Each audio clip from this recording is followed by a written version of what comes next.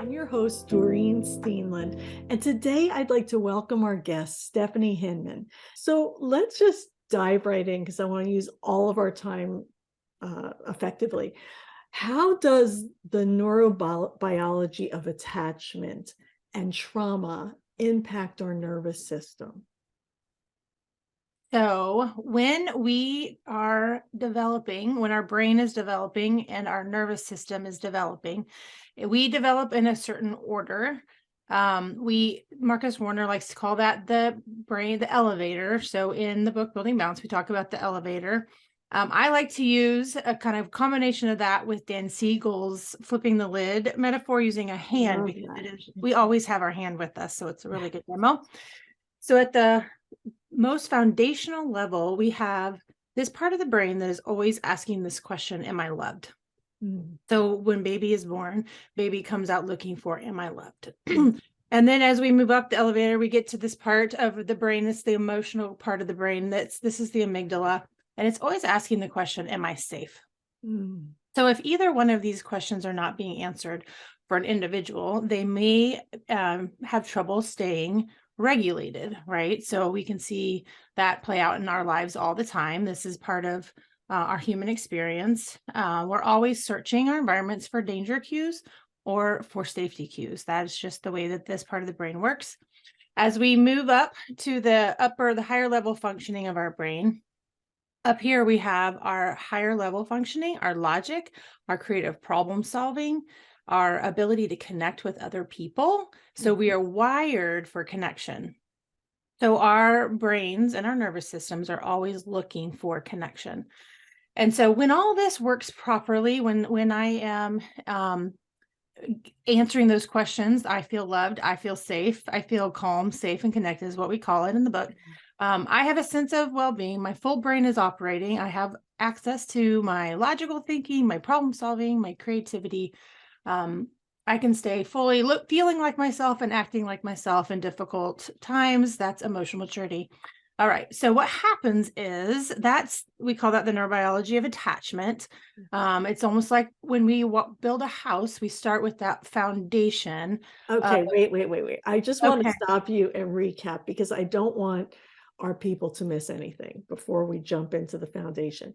Okay, so what you are saying is that we need, in order to have our brain work on all cylinders and to act like our best selves, we need stability with love, safety, and basically belonging and connection, right? Yes. These are basic human needs that we have as humans. Every single human has this need, and this is all operating subconsciously in our Yeah. brain. Like, we're not actively thinking, I need love, I need safety, we might not be thinking that, but that is how you were created, that is how you were wired, right? To search and seek out these things. Okay, Yes. just wanted to bring that to light.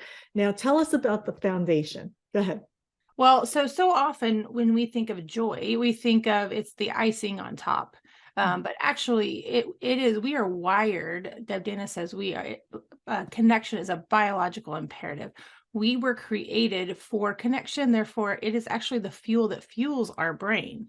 And so, when we are doing healthy attachment and we're building the brain and the nervous system as babies, this is a foundation. It's like the wiring of the house. So it's a grounding system that helps us to be able to handle adversity, right, as we grow. So ideally, we're growing all this sense of internal resources, external resources. Hard things can happen, but I have the tools to navigate back to this place of home, of safe, calm, and connected.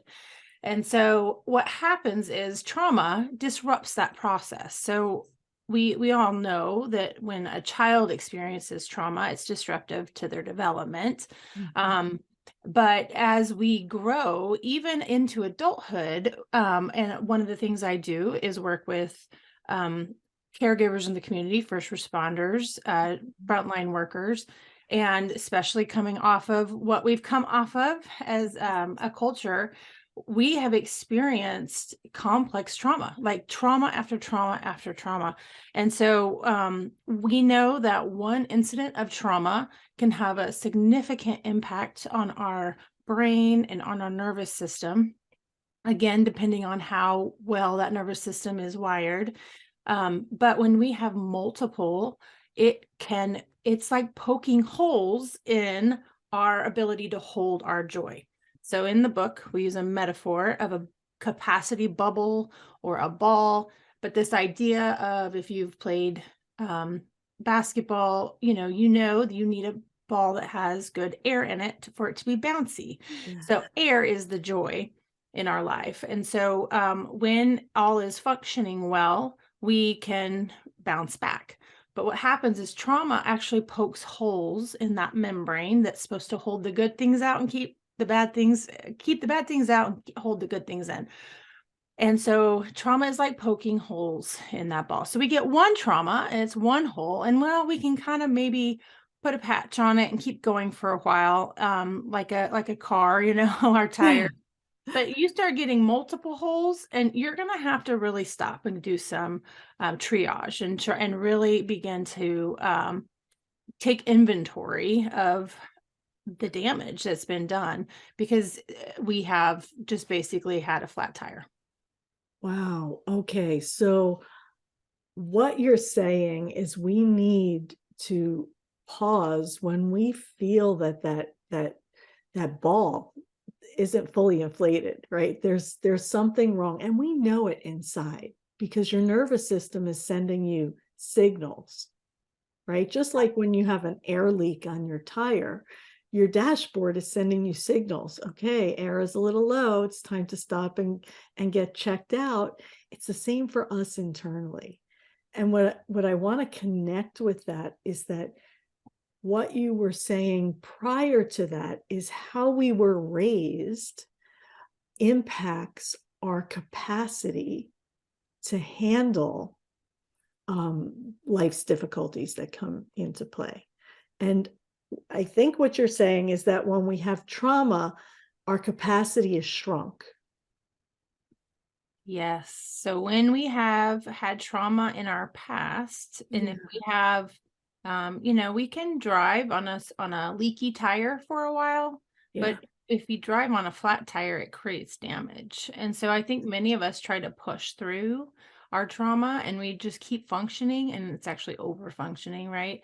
Yeah. And we end up causing some damage until we can stop and take that inventory of, okay, so what's my story? Because the story that we have from our past is Mhm. greatly influencing the story that we're walking out today. And so when we have had a lot of trauma, as in our past, that's unresolved, that hasn't been dealt with, it is like um it takes up a lot of space in our nervous system. Mm. It takes a lot of space in our emotions, and so it will continue to impact um, our today until we stop and take that inventory. Wow. I love what you're saying because all of this are like the glasses that we're wearing, right? Projects what we see in the world.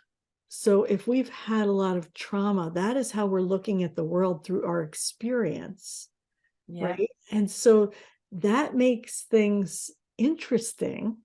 because how we are seeing things may or may not be accurate. Am Yes. I correct in what I'm saying? Yes. Yes. So in the polyvagal theory, they call it state before story, Ooh, meaning the state of our nervous system mhm. impacts the stories we tell. So Yes. if we are living in a state of sympathetic dominance, meaning my sympathetic nervous system is overcharged, overworking, I'm not doing the rest and digest of the Yeah. parasympathetic, um, then it will begin to alter the way I see the world and the way I experience people, and even my ability to connect with people. Um, and so I think that's why when we start to see folks in burnout, um, you know, they are living a story. They're the narratives, the conclusions they're drawing are very jaded, very well, I can just speak for myself. When I started experiencing this in my I had kind of reached a point of a sympathetic dominance, and I was beginning that burnout process, and I had to stop and I had to take some inventory.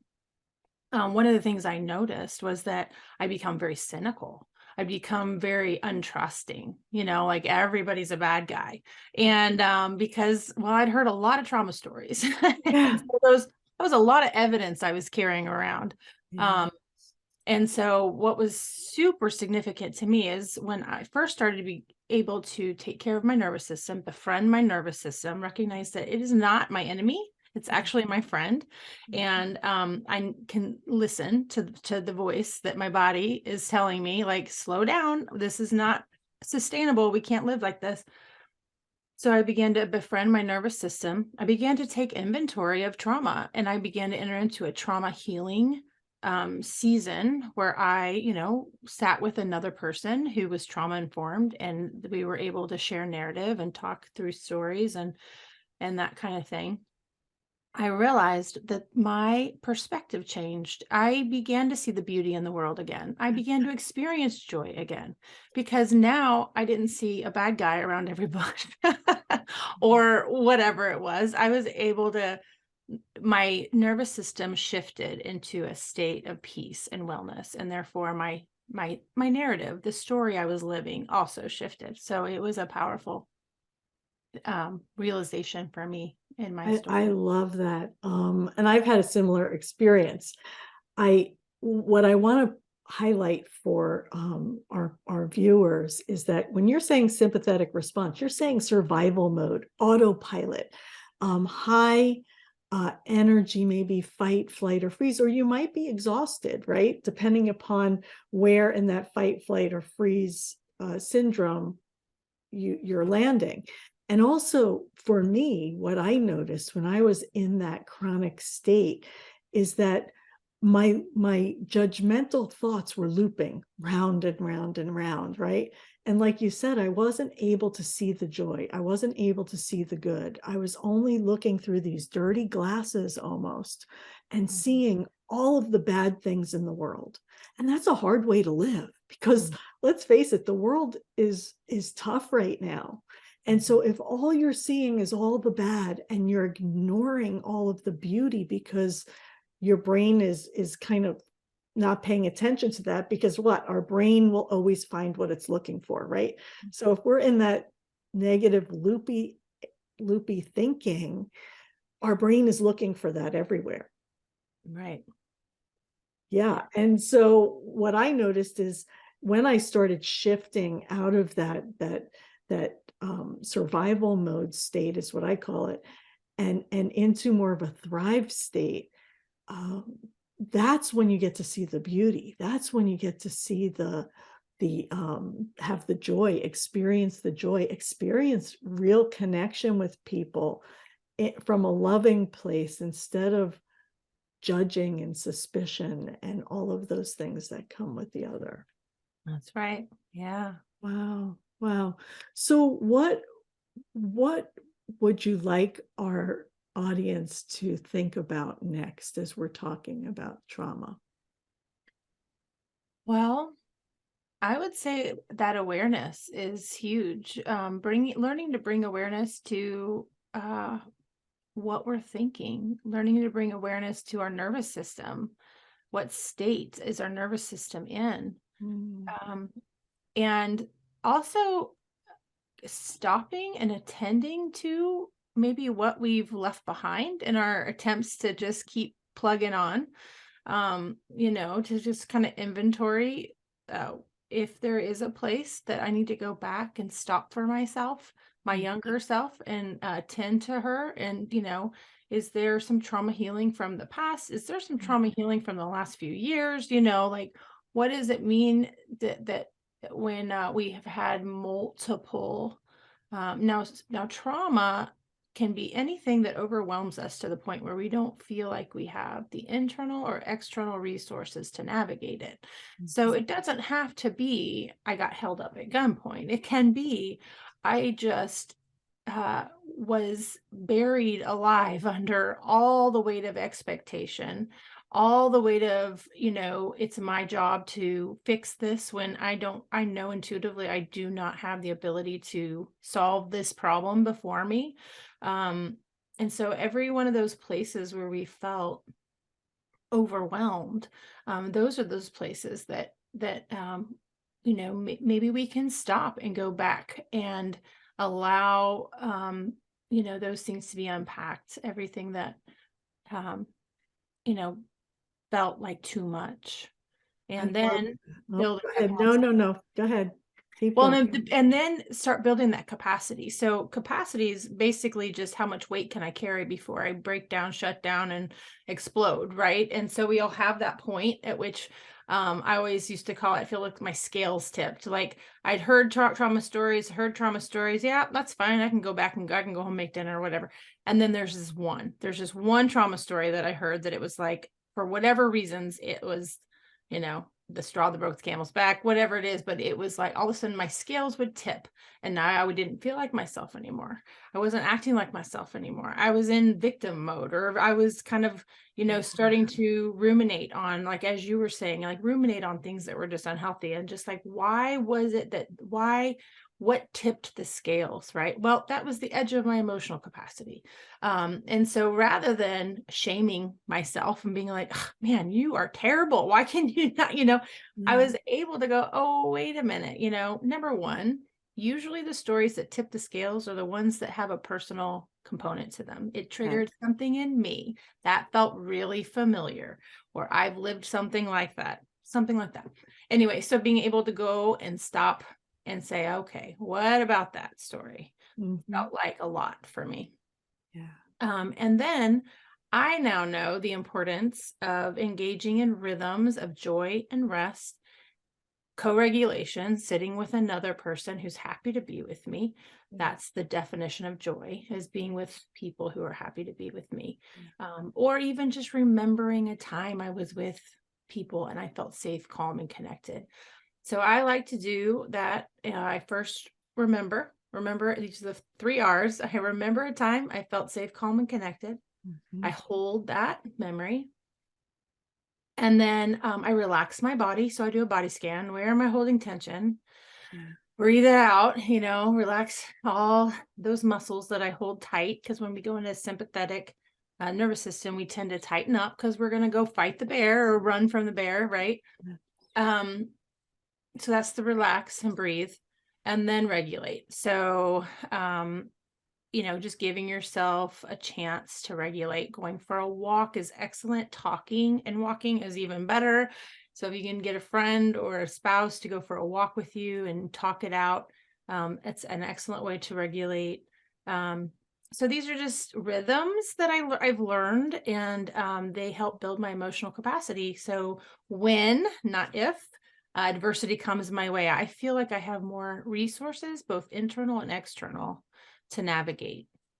I love that. That Okay. adversity. So you said so much there. And I I feel like based on the clients that I see, I think we need to take one step back and just clarify something. You've said numerous times to tend to your nervous system. So, for those that might not be fully aware of their nervous system and like what they're experiencing inside, basic 101, how would someone tend to their nervous system? What are they looking for? Yeah. So, the autonomic nervous system, we have the sympathetic branch and the parasympathetic. So, the sympathetic is like the gas pedal. Yeah, It's our get up and go. It's a good thing. We need get up and go, right? That's how we we get do. to work and we do the hard things of life, that grit and perseverance. And then we have the break. That's the parasympathetic. That's the rest and digest. So we're designed to be parasympathetic dominant, meaning I spend more time in my day in that rest and digest. And so if you live in that revving the engine, and you can even imagine it with a car, you're revving, revving, revving, it's eventually going to wear out if you don't stop and tend to it. We have to learn what it feels like when we're in sympathetic state, right? That um, it's a revving. It's almost like that gas pedal gets stuck, and we just don't know what to do with all that energy. And Yeah. so we can come home from a stressful day, and if we don't know how to shift gears and drop back down into that parasympathetic, we can just sit there and our minds will race. We won't be able to sleep. We won't be able to digest our food very well. So then maybe we have stomach issues, like there's all kinds of ways that can look. And so a lot of clients, that's what I find is that's they didn't necessarily know what that was, but once they identify, oh, I'm living in sympathetic dominance, then they can start training their brain and body for that rest. And so that's where all those kind of rhythms kicked in, those rhythms of, so I had all my clients scheduled back to back. Now, this was a privilege I had, as because of my job, I was able to build time in between each client. And I recognize not everybody has that luxury where they can stop and take a 30-minute Yeah. walk or break or turn on music, but I do things to help regulate in between clients. And it's just to be kind to myself and to check in with myself and say, okay, well, what happened there? And, and that kind of thing. But I call them rhythms of rest. And then obviously joy, just really building in playtime with friends, playtime with family, times when I can experience that joy and build that capacity that way. I love what you're saying because what a few things I noticed. I noticed that it's not that you couldn't do the back-to-back um, appointments, because we can all push ourselves to do it, right? Right. It's not saying that you can't do it. What it's saying is, I am going to be intentional about caring for my inner well-being right now. And I'm going to create space for me to get into that restful space without going on a vacation, without leaving work, right? Like, you don't have to leave work to do that. You can create even just 2-minute spaces to pause and breathe and slow your nervous system down and rebalance and ground yourself again. Mm-hmm. So it doesn't have to be 30 minutes, maybe like Stefanie has been able to build in, but you can do these 2-minute breaks, or maybe a 5-minute break once an hour, where you're just taking some time to slow down and breathe and appreciate and see the beauty, and focusing your brain on things other than the problem. Mm-hmm. Yeah. Yes. Uh-huh. And just even as you said, being able to bring your mind to appreciation practice, it's a practice of appreciation when, but to be able to find the beauty in the moment, like, the birds singing, or, the wind, the breeze, all the little things you can bring your mind to, the sunshine hitting your skin. I mean, it's a mindfulness practice of being present where you are and not thinking about what's right ahead of you or what you just experienced, but kind of grounding into the present moment and appreciating what's around you. That's just a simple practice. It can take a couple minutes, and it does so much for the nervous system. Yeah. So as we're thinking about trauma and shifting to appreciation, what other practical tips might you encourage the viewers to engage in? So, the rhythms is what we call the joy, what we already said, Yeah. learning to scan the body and just relax muscles that are tense helps to, I call it stop, drop, and roll. Stop, become aware, drop into that parasympathetic. And then the roll is, it takes time. it takes about 30 minutes to burn off stress hormones. So, going for a walk or engaging in regular exercise will go so far in helping to keep your body in a regulated state. Um, and then, if there's trauma, if you become aware that, okay, maybe I do have some trauma, Mm. finding somebody that you can process trauma with. And even, I think there's a spectrum there. I mean, yes, we do need sometimes to seek out, a counselor, Mm. someone who understands trauma, um, a pastor, a good friend that just really the key is this they understand empathy and they're able to sit with you in big emotions without shutting you down. And that's kind of I think what the key is, if I can express my big emotions and someone can stay regular, can stay in it with me, that power of presence, just sitting with me in it. Um, they don't even have to say good words, but that power of presence is so powerful. That's the key. That's how you find the person, that is a good person to do that with.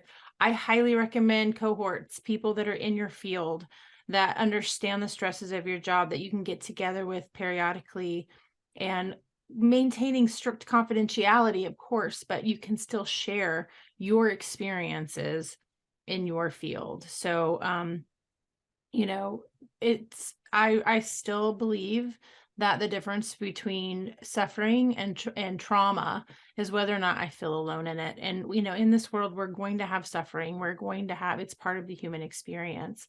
But whether or not I feel alone in that will greatly impact the way that it processes in my body as either trauma or, suffering. Wow. So once again, I think this has been a theme in our whole summit, not only this summit, but the last one, about the importance of community, the importance of connection. As you said, it's wired into us. It's a wired need that we have. And in order to have safe connection, we need to be able to be present for the other person, regardless of the big emotions. We don't need to fix them. We Right. don't need to tell them what to do. We Mhm. just need to listen with an open heart and an empathetic spirit as we sit with them. Right. Like that is what's needed most It is. for each and every one of us.